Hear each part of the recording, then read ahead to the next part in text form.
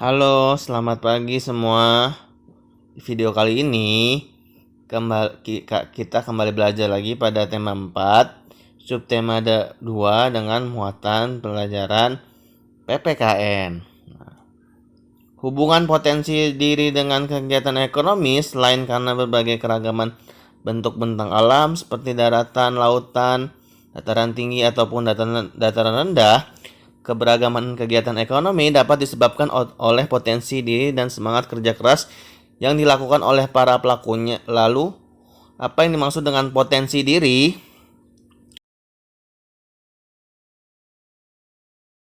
Potensi diri merupakan kemampuan, kekuatan baik yang belum terwujud maupun yang telah terwujud yang dimiliki seseorang tetapi belum sepenuhnya terlihat atau dipergunakan secara maksimal oleh seseorang.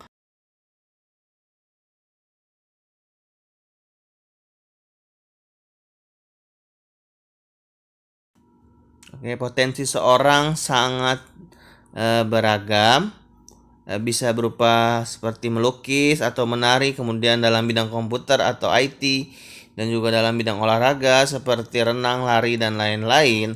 Nah, kemudian usaha yang dapat dilakukan dalam mengembangkan potensi tersebut bisa dengan mengikuti kursus seperti kursus komputer, lalu mengikuti klub seperti klub renang, terus berlatih, dan perbanyak membaca. Karena dengan membaca, wawasan kita atau pengetahuan kita akan semakin luas. Dan teman-teman, sebelum kita ke materi berikutnya, mari kita simak video berikut ini.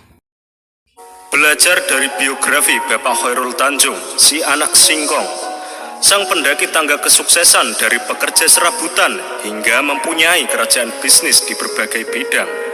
Dan kesuksesannya itu dimulai dari nol. Julukan si anak singkong yang disematkan kepada Khairul Tanjung dikarenakan beliau memiliki latar belakang keluarga yang sederhana. Mari kita simak kisahnya agar dapat menginspirasi kita semua. Khairul Tanjung bukanlah anak dari seorang pejabat negara atau dari keturunan pengusaha. Beliau terlahir dari keluarga sederhana dan memiliki 6 saudara.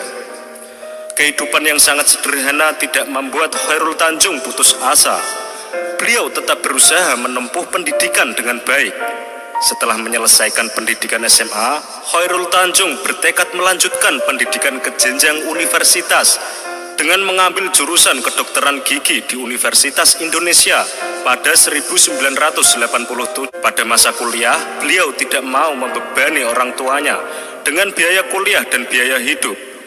Beliau berusaha keras dan mencari cara agar dapat membiayai dirinya sendiri, seperti jualan buku-buku kuliah, jualan kaos, jasa fotokopi, dan lain-lain. Dengan semangat yang tinggi, akhirnya Khairul Tanjung memperoleh predikat mahasiswa teladan tingkat nasional untuk periode 1984 sampai 1985. Setelah menyelesaikan kuliah, Khairul Tanjung mulai serius terjun ke dunia bisnis dan merintis dari awal dengan membuka toko dengan menjual peralatan kedokteran dan laboratorium.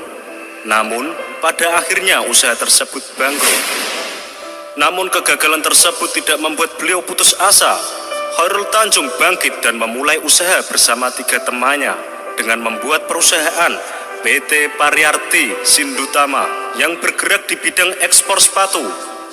Usaha tersebut terbilang sukses, namun Khairul Tanjung kurang puas.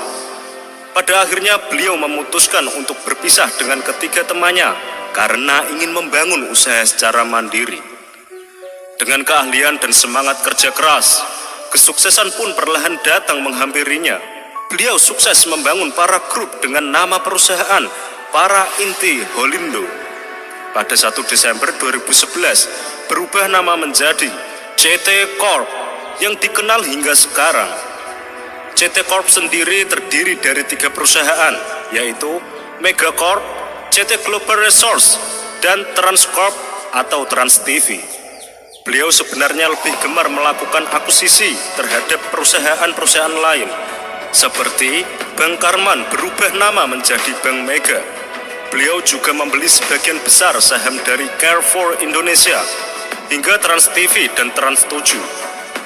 Namun perjalanan dari perusahaan ini tidak semulus yang dikira.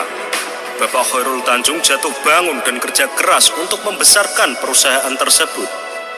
Seiring berjalannya waktu, Trans TV terus berkembang dan mencapai puncak kesuksesannya pada tahun 2008. Tidak puas dengan satu channel TV saja, Khairul kemudian mengambil alih saluran TV 7 dan merubah namanya menjadi Trans 7. Mulai dari situlah Trans TV dan Trans 7 dapat menyumbang kekayaan terbesar dengan pendapatan mencapai triliunan rupiah. Hingga saat ini Bapak Khairul Tanjung tercatat salah satu orang terkaya di Indonesia. Menurut Bapak Khairul Tanjung, modal memang penting dalam sebuah bisnis. Namun, kemauan dan kerja keras adalah hal lain yang wajib dimiliki oleh seorang pengusaha. Yang terpenting dalam sebuah bisnis menurut beliau adalah mengembangkan jaringan atau networking seluas-luasnya. Mendapatkan mitra kerja yang handal dan profesional adalah segalanya dalam bisnis. Membangun kepercayaan pasar sama pentingnya dengan membangun integritas.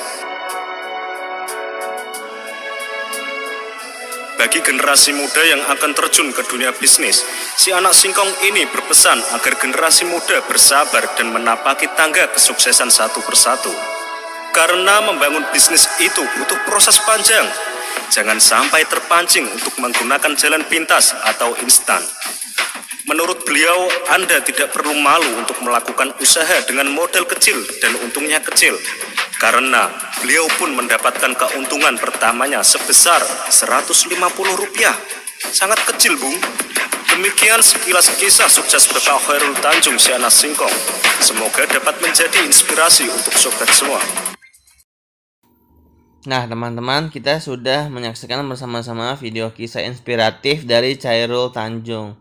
Sikap yang dapat kita tiru dari beliau diantaranya berusaha keras atau kerja keras, pantang menyerah, memiliki semangat yang tinggi, mandiri, mau mencoba, bersabar dan tidak malu dalam melakukan usaha. Kemudian rencana yang dapat kita lakukan dalam menerapkan sikap tersebut diantaranya dapat dengan terus menggali potensi diri kita, kemudian membuat target pencapaian, lalu rencanakan masa depan kalian yang menjadi apa dan persiapkan kesuksesan kalian dari sekarang. Dimulai dengan belajar dengan giat dan berdoa. Siapa yang bersungguh-sungguh maka dia akan berhasil. Bangga terhadap barang buatan dalam negeri. Salah satu bentuknya adalah dengan memakai barang buatan dalam negeri. Apa manfaat menggunakan dalam negeri? Nah, yang pertama kita majukan industri dalam negeri, ikut berpartisipasi dalam pembangunan nasional. Yang ketiga, ikut meningkatkan kesejahteraan masyarakat. Yang keempat, kita juga ikut mengenalkan dan ikut melestarikan barang buatan dalam negeri. Lalu yang kelima, kita ikut membantu mematenkan barang dalam negeri sebagai barang asli Indonesia.